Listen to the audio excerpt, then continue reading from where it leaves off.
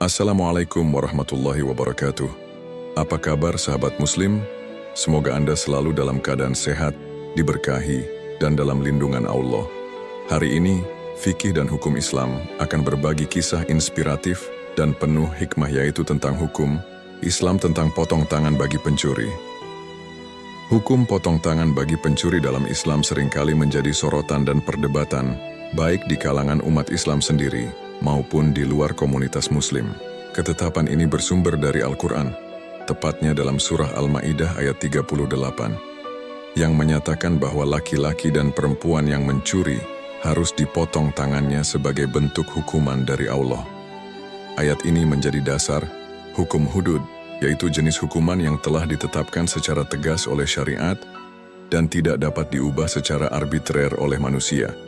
Meski demikian, pemahaman terhadap ayat ini tidak bisa dilakukan secara terpisah dari konteks fikih dan prinsip-prinsip keadilan Islam. Dalam praktiknya, penerapan hukum potong tangan tidak dilakukan secara sembarangan. Islam sebagai agama rahmat telah mengatur syarat-syarat yang sangat ketat sebelum hukuman ini dapat dijatuhkan. Para ulama menetapkan bahwa pencurian yang dapat dihukum potong tangan harus memenuhi beberapa kriteria, antara lain barang yang dicuri bernilai di atas nisab tertentu, pencurian dilakukan dengan sengaja, tidak dalam keadaan terpaksa atau darurat, dan barang tersebut diambil dari tempat penyimpanan yang sah. Jika salah satu syarat ini tidak terpenuhi, maka hukuman potong tangan tidak diberlakukan. Hal ini menunjukkan bahwa syariat Islam sangat menjunjung tinggi asas kehati-hatian dan keadilan. Tidak semua pencuri otomatis dipotong tangannya, karena hukum hudud hanya berlaku pada kasus-kasus yang terbukti jelas tanpa adanya keraguan, syubhat. Bahkan dalam kondisi tertentu seperti masa kelaparan atau krisis ekonomi, hukuman ini bisa ditangguhkan.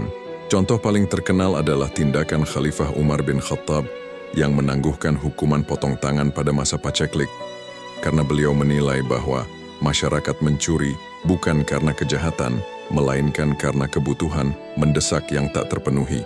Oleh negara Islam menempatkan perlindungan terhadap hak milik sebagai salah satu prinsip utama dalam kehidupan sosial.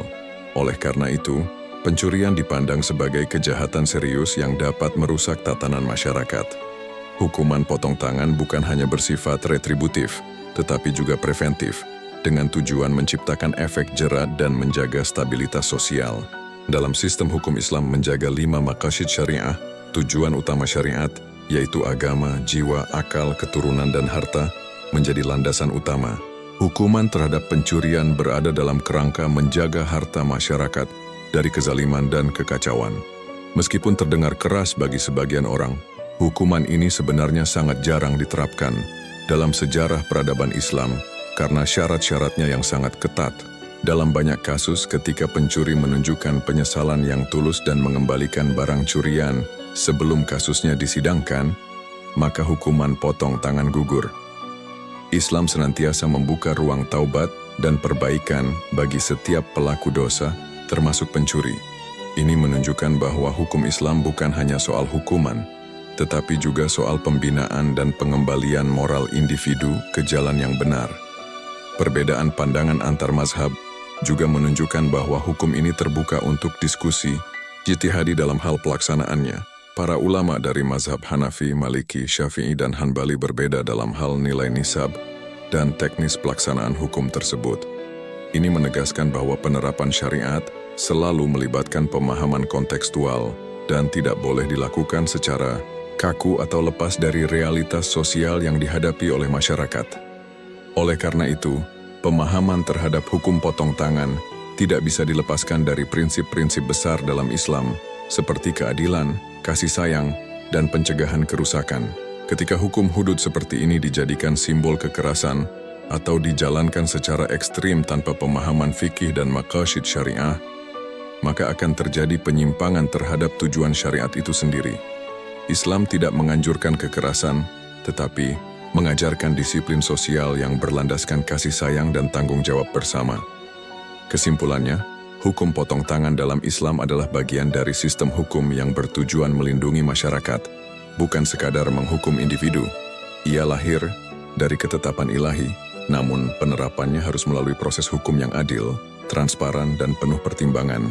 Dalam dunia modern yang terus berkembang, penting bagi umat Islam dan masyarakat luas untuk memahami hukum ini secara utuh, bukan hanya dari teks, tetapi juga dari konteks, hikmah, dan tujuan besarnya. Islam hadir untuk menegakkan keadilan, bukan menebar ketakutan. Salurkan wakaf Anda di sini Bank BRI 06690 100139837 atas nama Yayasan Wakaf Khaira Zadina. Salurkan wakaf pakaian bekas Anda untuk korban bencana melalui kami. Kami siap mencuci dan merapikan sebelum disalurkan.